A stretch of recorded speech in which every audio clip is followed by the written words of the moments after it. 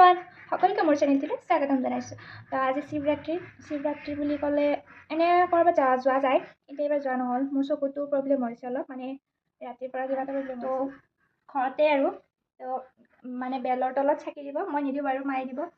তো দেখাইছোঁ। আৰু এয়া বেলপাত ফুল, ধতুৰা ফুল গোটেইখিনি যোগাৰ কৰি লোৱাৰ পিছতে মানে বুটখিনি খুৰীহঁতৰ আৰু আমাৰ একেলগে ভৰাব, যিহেতু মানে বাটত বেলগছ এডাল আছে, বেলগছডালত। তাৰপিছতে মই বেলৰ পাত আৰু মানে ধতুৰা পাতটো মই শিৱলিংগ এটা আছিল তাতে দিলোঁ, আৰু তাৰে পিছতে মানে গাখীৰ অলপ থোৱা আছিল, গাখীৰখিনিও মই অলপকৈ 3বাৰ শিৱৰ নাম লৈ মানে 3বাৰেই দিলোঁ। তাৰপিছতে মই বেলৰ গছডালতো অলপ দিলোঁ।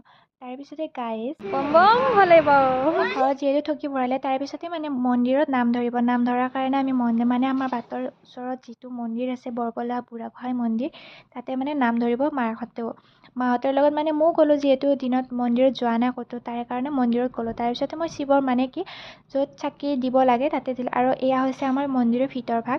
মই আগতেও দেখাইছোঁ বাৰু, আৰু আজিও দেখাই দিলোঁ। তাৰপিছতে মই নামত বহি গ'লোঁ নাম। আৰু বন্ধুসকল বেয়াটো নাভাবিব, বৰদেউতাটো অলপ ধেমালি কৰে, সেইকাৰণে তাতে নাম ধৰি আছে আমাৰ লগত। তাৰপিছতে পুথি পঢ়িব, যিহেতু মানে শিৱৰাত্ৰি হয় আৰু বৃহস্পতিবাৰে পঢ়ে বাৰু। আজি শিৱৰাত্ৰি যিহেতু তাতে ভাগৱত পঢ়িব, আৰু শেষত আমাৰ বুট মানে হৈ গ'ল আৰু আহিলোঁ ঘৰলৈ।